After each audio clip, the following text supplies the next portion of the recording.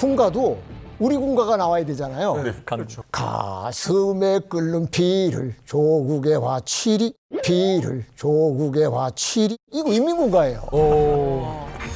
인민군가를 배워요? 네, 이게 다 그냥 그거 배우면 다 이 생활화 그렇죠. 동기화 훈련이죠. 전 세계를 경악스럽게 만들었던 충격적인 역대급 사건이 있었습니다. 바로 아웅산 묘소 폭탄 테러 사건입니다.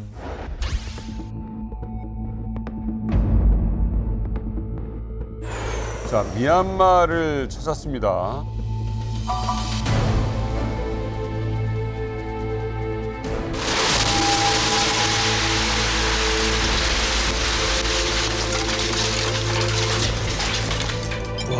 이게 실제 상황이네요. 네, 이게 사실은 보도가 안 된 필름들도 많죠. 네. 와.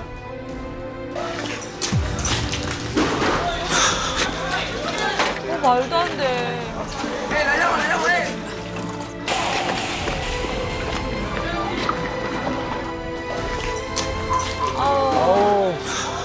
아이고 세상에.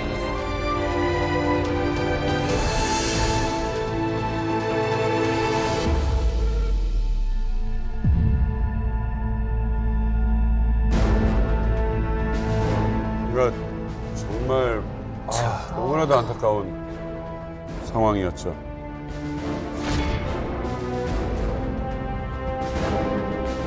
이번 버마 폭거는 국가 원수인 본인에 대한 위해 기도로서 곧 우리 대한민국에 대한 선전포고나 다름없는 중대한 도발 행위인 것입니다.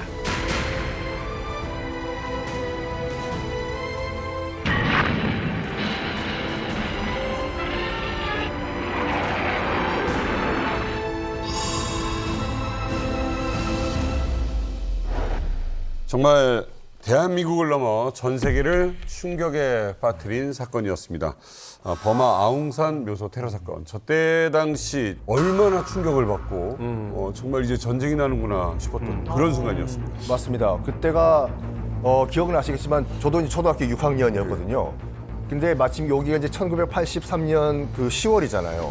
바로 1개월 전인 9월에는 뭐가 있었냐면 대한항공 칼기가 그 소련이 쏜 미사일에 격추가 되는 일이 있었어요. 한 달 전에.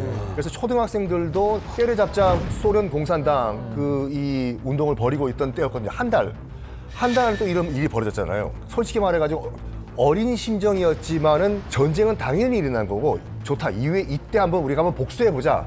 이런 분위기였어요.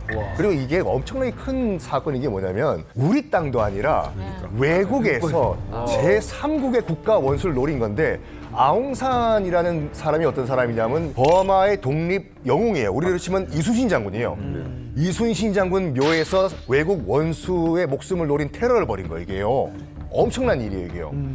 그래가지고 만약에 전두환 당시 대통령이 탔던 그 차량이 1분만 먼저 도착했어도 현장에서 직사를 하셨을 건데 당시 이 버마 측 외무장관 탔던 차가 고장이 나는 바람에 좀 늦게 도착했어요.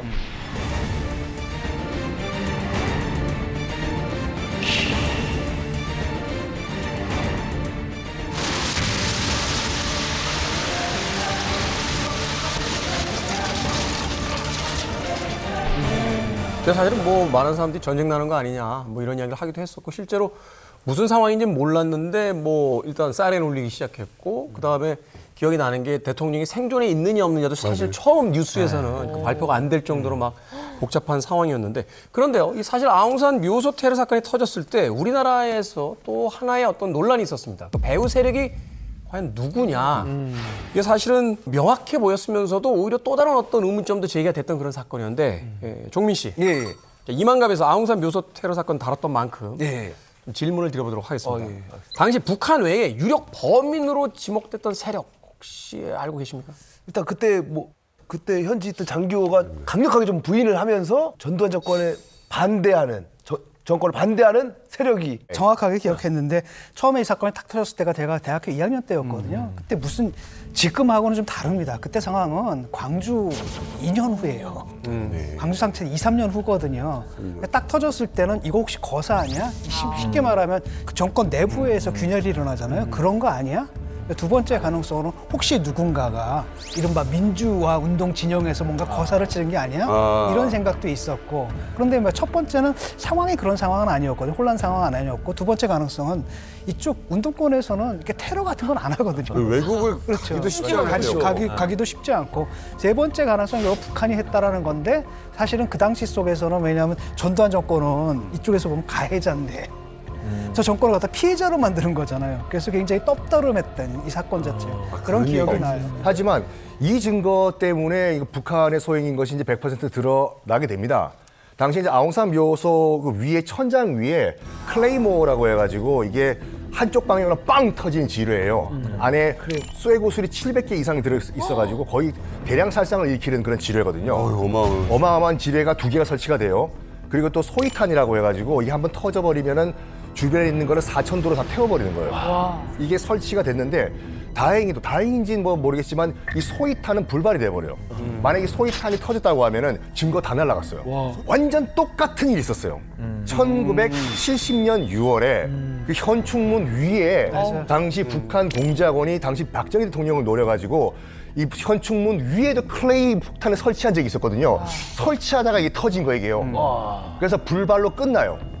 똑같은 방식으로 여기 아웅산 묘소에 지금 클레이 폭탄을 설치한 거잖아요. 저는 82년도, 그러니까 81년도부터 84년도까지 해외에 있었거든요. 82년도에 아프리카에 이제 나이제리아, 뭐 가봉 이런 나라들을 전두환 대통령이 돌 때 그때 쫓아다니면서 이제 암사라는 단체에 제가 소속해 있었거든요. 그때 이제 김정일이 이야기한 것이 무조건 죽여라.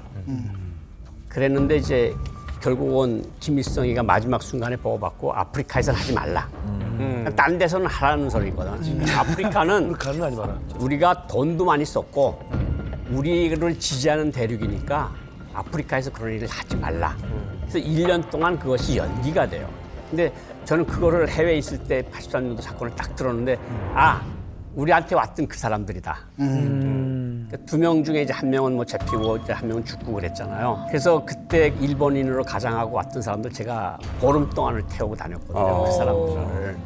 근데 이제 그때 딱 들으면서 이 스탠딩 오더라는 게 이 김정일이 한번 마음 먹으면 이거 꼭 벌리는구나. 그리고 그때 동남아에서는 오히려 한국이 좀 강하고 북한이 좀 약했을 때니까 동남아의 어느 지역을 선택한 것이 버마, 미얀마가 됐고 저는 이런 생각을 많이 했어요. 북한에서 지도자 하나만 없으면 나라가 붕괴할 수 있다고 생각하잖아요. 그렇죠. 그러니까 한국도 대통령만 하나 없애면 혼란에 빠져서 극도로 뭔가 혼란에 빠지면 우리가 쳐들어내갈 수 있는 좋은 계기가 마련된다는 거거든요. 근데 자본주의 나라는 그렇지 않거든요. 자유민주주의 나라는 대통령 대행도 있고 언제 무슨 매뉴얼들이 다 있잖아요. 그런데 김정일은 그 일을 끝내 했고 저는 그때 그 소식을 들으면서 저는 외교관이잖아요. 우리 외교가 점점 더 힘들어지겠구나. 그 주재국과 다른 나라 외교관들이 우리 보는 눈이 달라요. 그러니까 너네 위험한 짓 하고 다니는 나라 외교관들 아니야. 그러니까 제재도 강화될 거고 지정국도 다시 될 거고 이런 것들 때문에 숨이 좀 막혔던 생각이 나요. 분명한 건요. 이 아웅산 묘소 테러 작전의 제일 표적이 대한민국 대통령이었다는 사실. 이건 단지 대통령 한 개인에 대한 문제 아니라 바로 그 대한민국 국가에 대한 어떤 전면전을 이제 선포하는 이런 사건이었다고 생각이 됩니다. 그래서 대한민국 입장에서는 절대로 그냥 넘어갈 수가 없는 사건이었던 것이 아니었는가 하는 생각이 드는데 그래서 실제로 이때부터 전두환 정권이 잔인한 이제 보복을 준비했다라고 해야 될까요? 전두환 대통령이 당시에 이 버마 테러 터지고 다음 날 10월 10일에 바로 김포공항으로 일정 다 취소하고 서둘러 귀국합니다.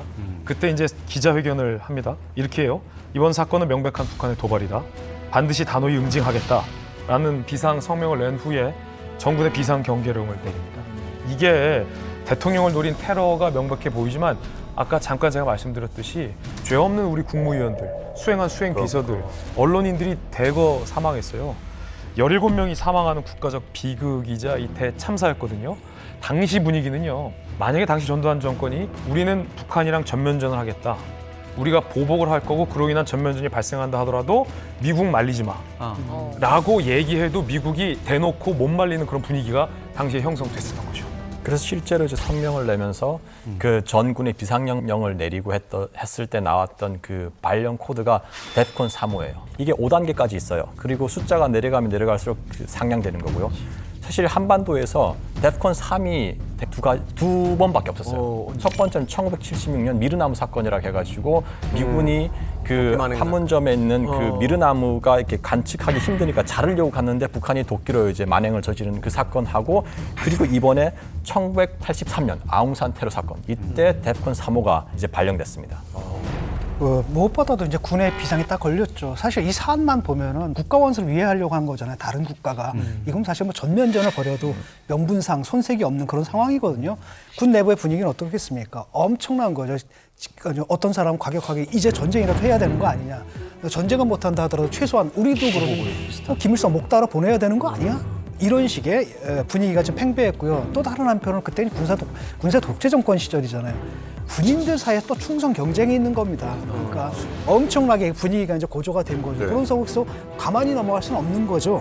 그래서 6.4 12기를 중심으로 이제 피해 보복전을 기획하게 됩니다. 그게 바로 김일성 암살 작전이죠. 그래서 그 작전을 수행할 팀으로 창성된 것이 바로 육군 첩보부대 HID입니다. 당시 이시연 선생님께서는 어디에 근무하고 계셨죠?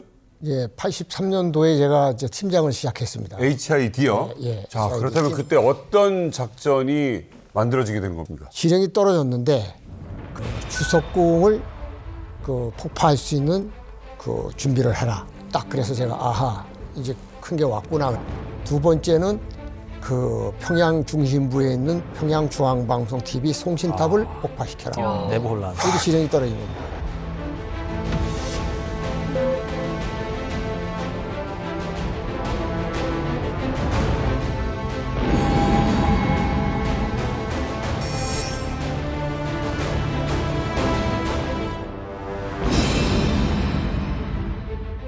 엄청난 지령입니다.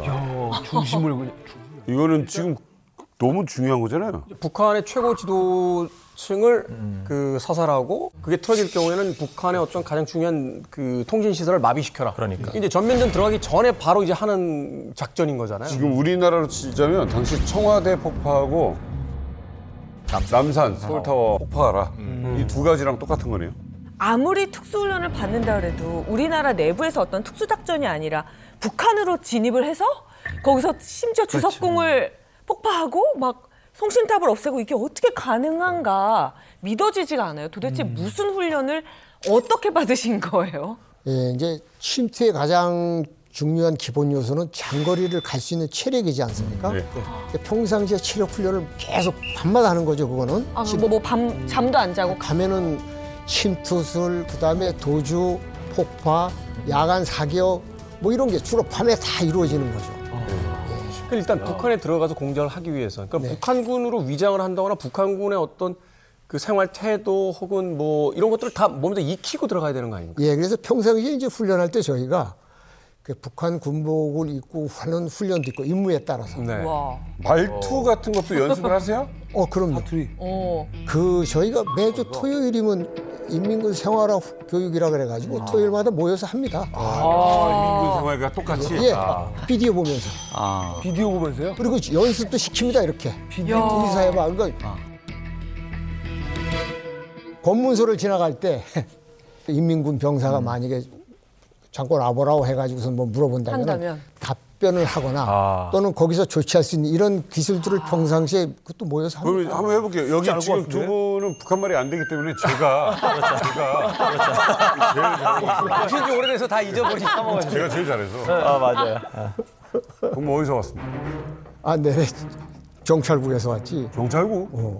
경찰국 어디서 왔습니까? 그 저 동무는 경찰국 동무한테 이래저래 반말하지 말라고 똑바로 서서 얘기하라고. 야, 기선제압 밀렸어, 지금. 기선제압 깎은. 기선제압 당했어요, 지금 이미. 아 근데 나는 이 선생님은 괜찮은데 박지훈 팀장은 못할 것 같아. 북한말 하세요? 하세요? 남조선 학기 아닙니까? 남조선 학기 아닙니까?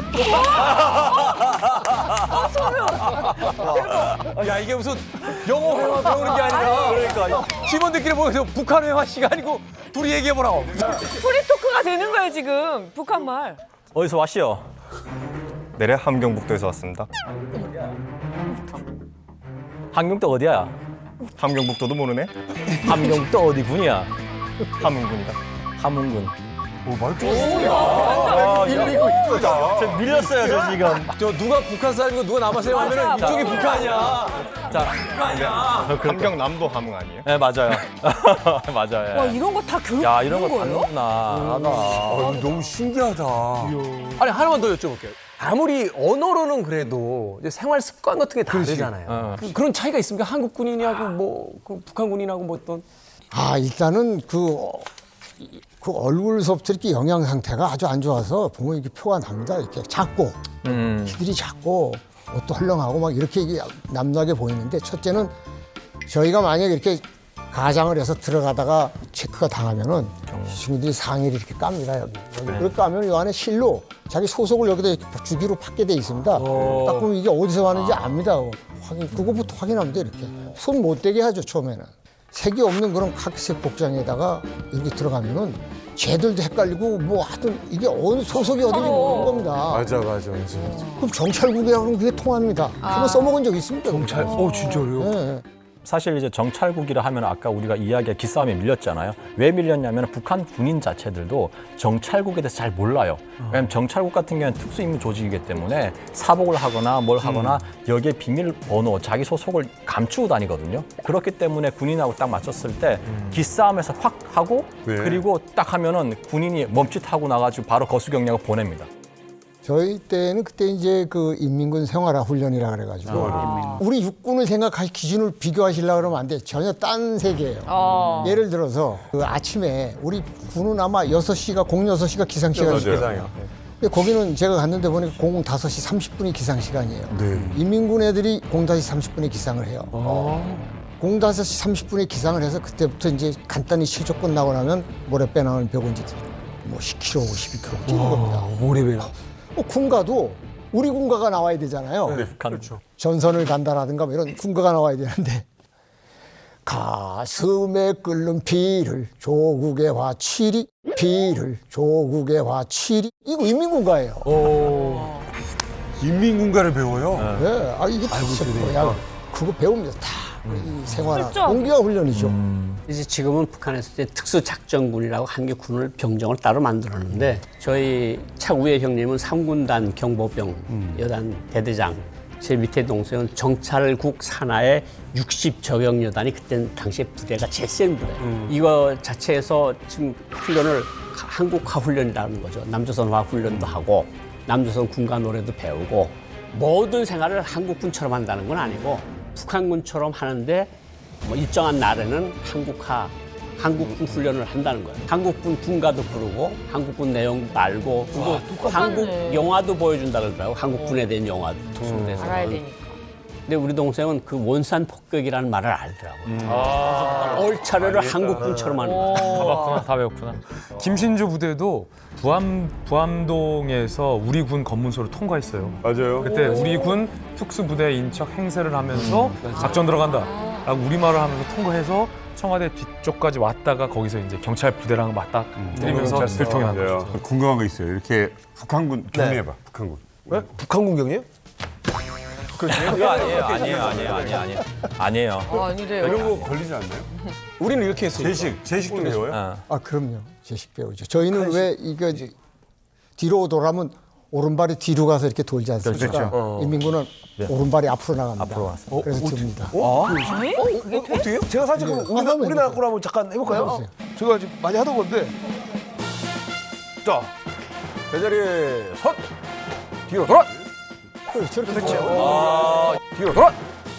저렇게 그러잖아요. 맞죠? 근데 북한은 지금 뒤로 도실 때 오른발이 뒤로 가서 돌았잖아요. 앞으로 놓고 돌아보세요. 앞으로 어떻게요? 앞으로 가른다? 우리는 보통 제식 훈련 받을 때 이렇게 뒤로 돌아가잖아요. 뒤로. 그 인민군은 이게 이렇게 나간대요. 오른발이. 하나. 이렇게 뒤로 돌아요. 그리고 발을 갖다 붙여야지. 이렇게. 이렇게.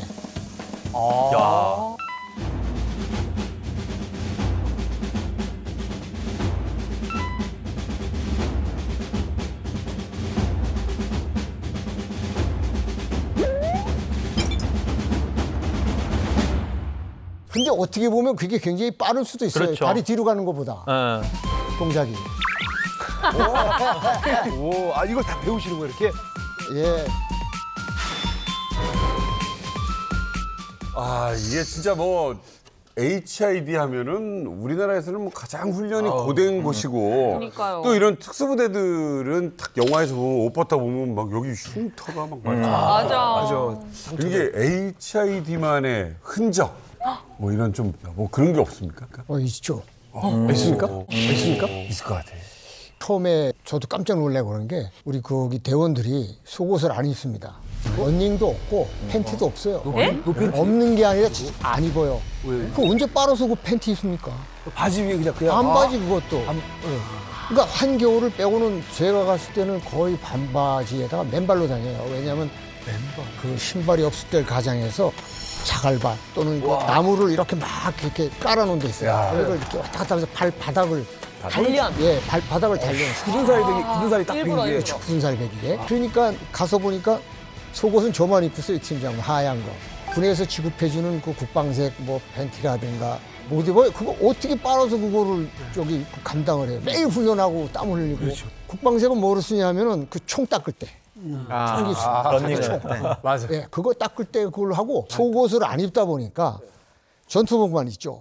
그 많이 쓸립니다, 이게. 쓸리겠죠. 이제 그 모래배낭을 매면은 배고 이렇게 뛰다 보면은 덜컹덜컹하면서 예, 이게 안에 속옷이 들어가서 이렇게 한번 이렇게 좀 마찰과 이거를 해줘야 되는데 계속 이렇게 이게 이렇게 흔들리다 보면 까져요 여기가. 등이 까지고 이제 여름이 되고 그러면 그것이 곰고 터지고 막 이래가지고 되게 다는 아닌데 한 뭐 7, 8명 중에서 한 5, 6명이 그 개발단 도장이라 그래요.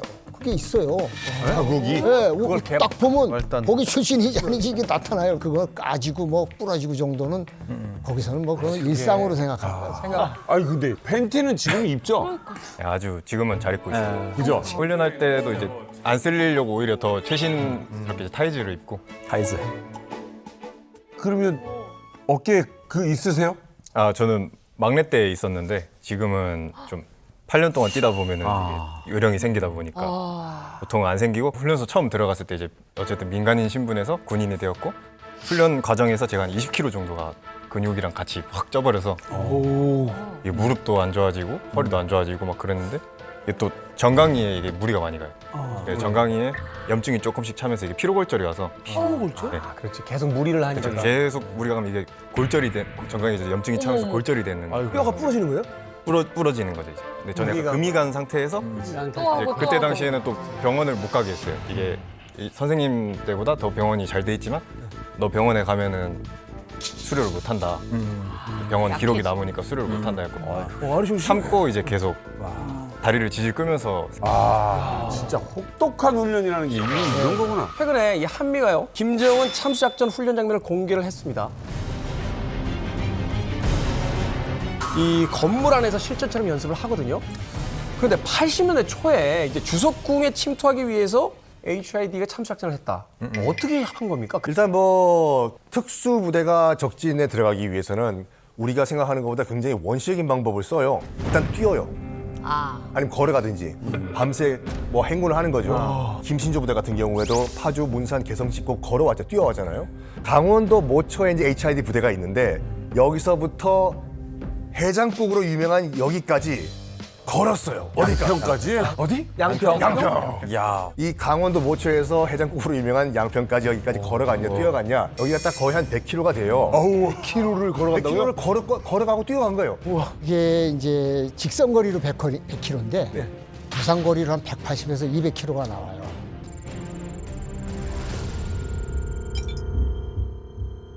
그러면 DMZ 선상에서 평양까지 거리와 유사합니다. 상부에서 이제 그 사진하고 지도를 내려 보내줍니다. 그 도상 연구를 하는 거예요. 그래서 이렇게 침투로를 어떻게 딸 건가. DMZ만 극복을 하면은 그 다음에는 쉽게 가리라고 저희도 판단을 했어요. 왜냐하면 중간에는 아무래도 경계 근무가 전방보다는 수월할 테니까 최전선만 넘으면은 이상 없다. 빠르게 급속 행군해서 들어갈 수 있다. 이런 판단하에 연습을 했습니다. 전체 얼마나 걸려요, 시간이? 그 우리 주둔지에서 3박 4일 만에 그 현장에 도착했어요. 3박 4일. 예. 180km 가까운 데를. 예, 3박 4일 만에.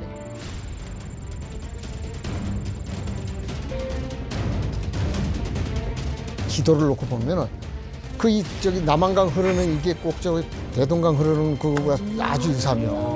폭도 그렇고. 세상에. 주성국인 저기 능라도 이쪽 오른쪽 편 언덕 위에 있지 않습니까? 그래서 이제 양평강에 11월 말쯤에서 들어가야 되지 않습니까? 그럼 배낭은 어떻게 하느냐? 한초위 같은 거기다 이렇게 둘둘 말아가지고 총을 위에 얹으면은 이게 안 가라앉습니다. 방수가 되니까. 그거를 밀고서 이렇게 가면은 밤이라도 가까이서 보면 잘 안 보입니다. 저도 이렇게 딱 그 두 번째로 제가 들어가는데 진짜 면도 칼라 이렇게 허벅지를 막 이렇게 뭔지 알아요. 치는 것 같아요. 여기까지 오는 게 배꼽만 지나면 괜찮습니다. 조금 낫습니다.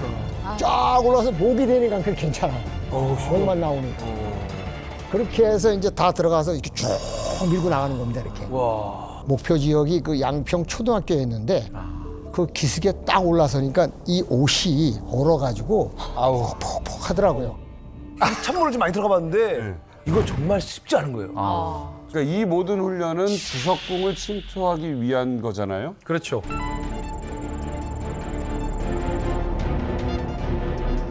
남한강을 건너고 초등학교 담벼락을 빨리 넘어서 이제 그걸 주석궁이라고 가정하고 폭파시키는 훈련이잖아요. 당시 이제 국민학교였죠. 국민학교 담벼락에 이제 폭탄을 가정한 무언가를 붙이고 다시 빠져나와서 이제 집결지로 모이는데 그 과정을 이제 시간을 재면서 HID 당시 대원들을 압박해왔던 거죠. 아까 양평까지 180에서 한 200km 정도를 주행할 때 3박 4일 정도 걸렸다고 하셨는데 그럼 뭘 먹고 어디서 자고 제일 궁금한 건 볼일 같은 것도 어떻게 해결을 하는지. 그게 아주 좋은 질문 해주셨는데 소변은 그렇다 치더라도 큰 건 어떻게 보느냐. 근데 사람이 긴장되면은 그게 안 나옵니다. 용변이 보고 싶지 않습니다. 그렇더라고요. 먹는 거는 밥은 못 먹습니다. 저희는 그 개인별로 그 압축 식량이라 그래갖고 미숫가루를 이렇게 납작하게 압축해 놓은 겁니다. 어떻게 구별이 되냐면 압축 식량, 그다음에 초콜릿, 그다음에 쥐포 같은 거를 한 2마리씩 이렇게 압축된 거를 그렇게 해가지고 일주일분을 줍니다. 그 일주일분을 가지고 일주일에서 열흘을 버티던가 나머지는 알아서 또 저거를 해줘야 돼요. 과거에 이렇게 필름 보면 뭐 생존 훈련이라고 그래서 산에 들어가서 생식도 많이 하고 먹을 수 있는 건 다 먹는데 이제 안 먹은 걸로 치면 이제 선배가 뱀은 충이 너무 많다 먹지 마라. 저는 뱀을 안 먹었어요. 그래서. 저는 이제 우리 팀원들한테 버섯은 못 먹게 했어요. 버섯은 왜냐하면 그 판단하기가 쉽지 않습니다. 교범에 나온 거 봐가면서 만에 잘못되면 대원들이 어디 아프거나 잘못되고 그런 거 팀장이 여러 가지로 골치 아파집니다. 왜냐하면 건강관리까지 다 해줘야 되거든요. 지금 뭐 의식주 먹을 거는 뭐 뱀을 잡아먹든지 멧돼지를 때려잡든지 그건 해결이 돼요. 화장실은 뭐 아무데나 싸우면 되는 거고. 그러니까 사람이 일단 잠을 자야 되잖아요. 잠을 자야죠. 그렇다고 우리가 민가에 들어갈 수 있는 것도 아니고 그렇다고 해서 산속에서 그냥 길바닥에 잘 수 있는 것도 아니고 발각이 되니까 그래가지고 종민 씨, 북한 전문가 종민 씨 퀴즈 준비했습니다. 자, 퀴즈. HID는 평양에 침투하기 위해 삐을 한 뒤 잠을 잤다. 삐이 뭘까요? 뭐뭐까지 하면서 잠을 잤다. 힌트. 최근에 개봉했던 영화. 알겠다. 파묘. 지금 김고은 씨 따라한 거예요? 이거 말 되는구나. 이거 한 거예요 지금?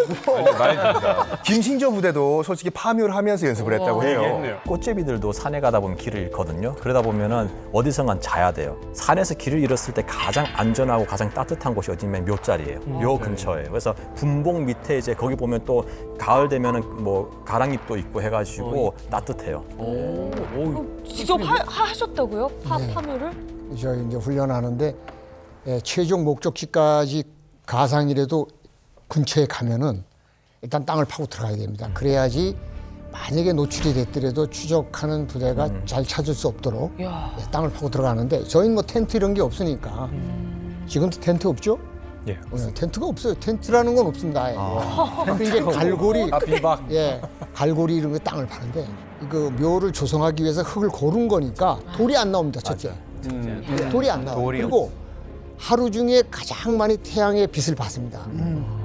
그래서 봉분 하나 치면은 양쪽으로 이렇게 양쪽에서 팝니다. 양쪽에서 파가지고 하다 보면 어느 정도 파다 보면 쉽게 이게 들어가거든요. 그럼 막 관짝이 나와요. 좀 나와봐. 쭉 서가지고. 야, 그래도 이분한테 절은 하고 자자. 그게 마음이 편하네요. 그게 마음이 편하네요. 죄송합니다, 어르신. 저희가 어떻게 국가를 위해서 헌신하다 보니까 여기서 신세지게 됐는데 용서해 주십시오 하고선 뭐 3명, 4명 해서 이제 플라스틱 줄로 이제 이렇게 연결해서 서로 신혼을 해야 되니까 양쪽이라도 그렇게 해서 많이 자야 한 3시간, 4시간? 3-4시간. 잠도 편히 못 예, 주무실 못 거예요, 자죠. 사실은. 그래서 나중에 흙을 덮어주겠네요. 아, 그건 해야죠. 그죠? 떠날 때 또 절하고 야, 이건 해야지 해서 이렇게 해서 또 흔적도 안 남기는 그래. 박지훈 씨도 산속에서 많이 주무셨어요? 묫자리를 파셨다고 했는데 요즘 시대에는 그래도 묫자리는 훼손을 하면 안 된다. 이제 그런 어디로 파요, 그러면? 뭐 여기저기서 많이 잤는데 좀 재밌었던 기억은 이제 겨울이었는데 이제 너무 추우니까 제가 살아있는 닭을 끌어안고 들어가서 털이라도 있으니까 그거는 좀. 냄새는 나는데 너무 따뜻하니까 그렇죠. 닭이 체온이 근데 있으니까. 닭도 안으면 가만히 있어요. 노출되면 안 되는데 닭이 울면 어떻게 해요, 그 아침에? 안 울어요. 땅 안에서 이렇게 안고 자기 때문에 안 울어요? 와. 닭도 따뜻한 뭔가- 거지. 이 남자? 이 남자? 그러니까 암탉이에요, 암탉이야. 그 이후로 치킨을 드실 수 있겠어요? 치킨을 드실 수 있겠어요? 그 다음 날에 바로 잡아먹었죠. 가능해요? 닭도 잡을 줄 알아요? 닭 잡죠. 아 근데 진짜 그런 것도 조금 배워요. 이렇게 손질하는 거 이런 것도 좀 배우긴 해요. 먹고 살려면 다 배워야죠. 그러니까 그런 게 다 침투했을 때 민가에 들어가서 이제 음식을 생존수의 한 생존하기 위해서 칼질하는 법도. 칼질하는 거 배우고.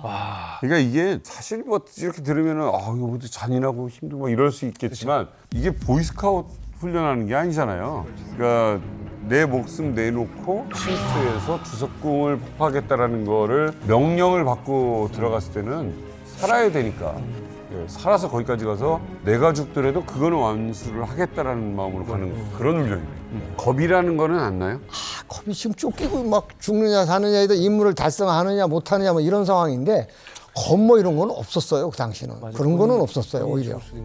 오히려 이걸 시간 내에 우리가 할 수 있을까 없을까. 이게 실제 상황이라면 내가 우리 대원들하고 살아서 돌아올 수 있을까.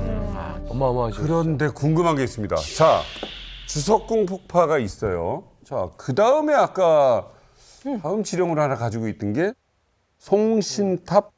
평양중앙방송 TV 송신탑. 자, 이게 무슨 얘기입니까? 왜? 평양 안에 이제 그 소위 말해서 김일성 일가의 그 수뇌부가 머무는 곳이 여러 군데 있지 않습니까? 네. 그걸 지키는 게 이제 호위사령부예요. 네. 호위사령부 밖에 그 평양 시내를 지키는 게 평방사령부란 말이에요. 네. 그다음에 평방사 외곽에 3군사령부가 있어요. 3군단 사령부. 네. 이 친구들이 그 교신을 할 때 80년대 초반에 평양중앙방송 송신탑 TV 탑이 있죠. 네. 이게 중계탑 역할을 하는 거예요. 이게 빠개지면 지들끼리 박치기 하는 거 생기는 거죠. 그게 사실 이렇게 부차적으로 겉으로는 그게 아니고 텔레비 방송국 깨부돼갖고 뭐해 그러지만은 엄밀히 따지면 이게 걔들의 어떤 군사작전을 무력화시키기 위해서 탑을 조기에 폭파시켜버리는 거죠. 그러면 훈련을 했을 거 아닙니까? 그 남산타워는 제가 직접 올라가 봤어요. 어머! 협조를 해가지고. 계단으로. 저기를 저 탑 송신탑을 관리하는 분이 특전사 상사로 전역하신 분인데 그때 관리실장이에요. 그래가지고 저 맨 위에까지는 이제 엘리베이터 타고 올라 그다음에 2단계인가는 걸어서 가고 그다음에 뚜껑을 전자탱크처럼 이렇게 열고 올라갑니다. 그럼 쇠탑. 이거를 거기까지 갔는데 자기가 관리실장이라고 야 내가 특전사 나도 나왔는데 막 이러더니 거기 가서 나보고 먼저 올라가라 그러는 거예요. 무서우니까. 아니, 그 어이가 없지만 어떻게 해요? 그 이제 제가 이제 올라갔어요 거기를 이렇게 부적부적 이렇게 잡고서는 이제 쇠로 이렇게 난간이 있으니까 2m 한 키 사람 정도 올라가는데 이거 흔들리기 시작해서 이거 흔들리는데 이거 계속 올라가요 그랬더니 밑에서 올라가 봐요. 그거 왜 안 올라오십니까? 그러니까 아니 나는 매일 다녀요 그래. 그래가지고 저만 올라가고 그냥 내려왔죠. 그 왜 올라갔냐면 그 송신탑, 그 철탑 두께, 그다음에 이 조밀도 이런 거를 체크하기 위해서. 느낌을. 그분 방송 보고 계실 겁니다. 아니 왜 나만 올라가라고 그러고. 자, 지금 저희가 웃고 있습니다만 이게 다 하나의 목적. 그러니까 군사작전을 성공시키기 위한 과정들이잖아요. 자, HID 대원들, 아웅산 테러 사건에 대한 보복으로 이제 또 다른 이제 주석궁 폭파에 대한 것들이 이제 기획이 됐는데 북한에 갔습니까? 당시에서는 대규모 반전의 결과가 있었습니다. 갑자기 전두환 당시 대통령이 응징 보복 작전, 복수 작전을 승인하지 않는 거예요. 당시에 대통령 특별 담화 발표하는데 이 담화가 사실 군부뿐만 아니라 우리 국민들에게 충격적이었습니다.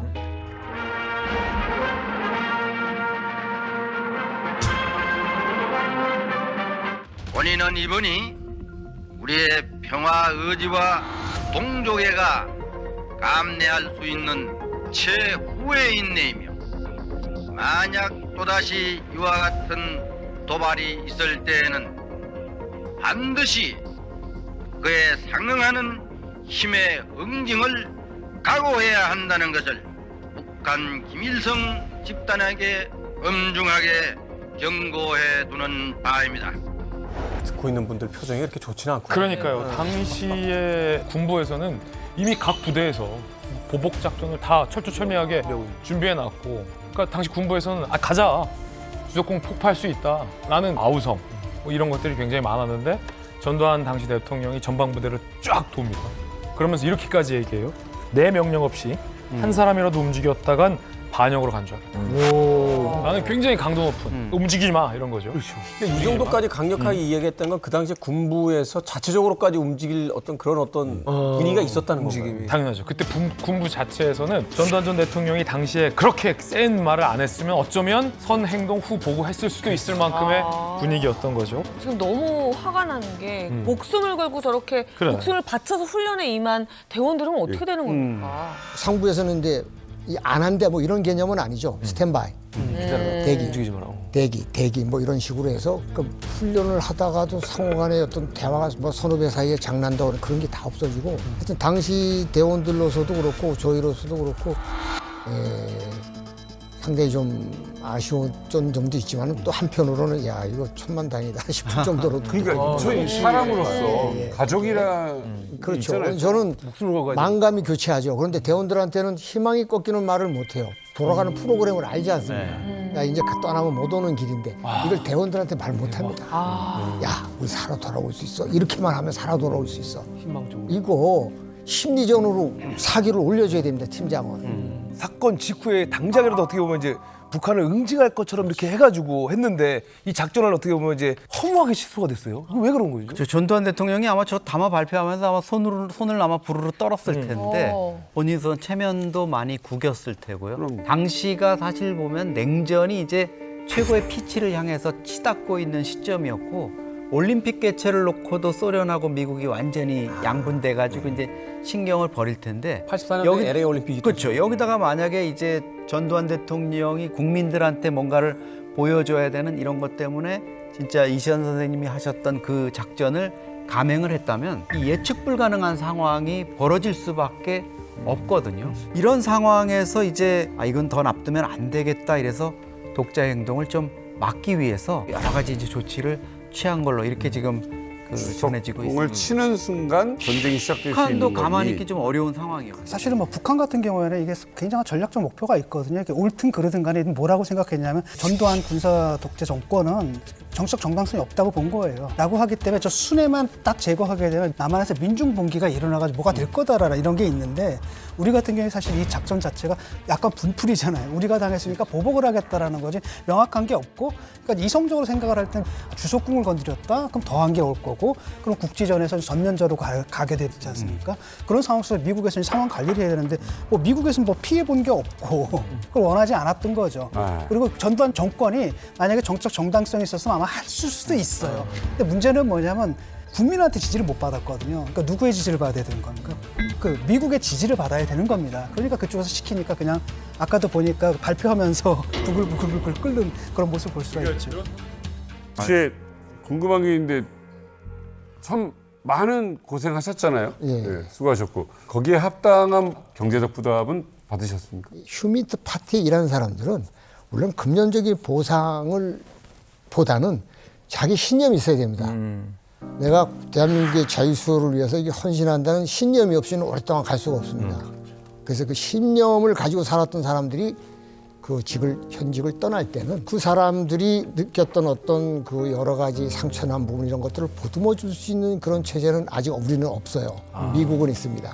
그리고 지금 휴전선상에 HID라는 이름으로 돌아가신 분들이 7,726명, 아직 6월도 못 찾았어요. 이분들은 왜 기억 안 해주십니까? 왜 언급 안 해주시는 거예요? 7,726명은 지금 시체도 소위 말해서 막말로 시체도 못 찾은 상황이에요. 그렇게 많아요. 그렇게 많다고요? 700명도 많은. 많이 돌아가신 거예요. 오늘 두 분을 위해서 또 선곡한 곡이 한 곡이 있습니다. 저 강철 같은 남자들이 울 때가 있어요. 그 눈물이 언제 보이는가를 보면 떠나간 동료들을 생각할 때 그 눈물을 보이는 모습을 제가 본 적이 있습니다. 제가 참 좋아하는 노래인데요. 이 전쟁 영화에서 전우들을 떠올리면서 항상 그 남겨진 전우들이 부르는, 듣는 음악의 대표적인 곡이에요. 앤디 윌리엄스의 곡 중에서 데니 보이라는 곡이 있습니다. 자, 마이 베스트송입니다. 멤피스 벨이라는 영화에서 이제 마지막 출격을 감행하는 공군 조종사들이 동료들과 함께 이 노래를 부릅니다. 그리고 꼭 살아서 돌아오라고. 고향에 같이 가자 하는 이야기들을 나눌 때 음악이 나오는데 저런 분들이 계셨기 때문에 오늘도 우리가 자유를 만끽하면서 하는 게 아닌가 하는 또 생각을 해보면서 들려드리고 싶네요. It's I'll be here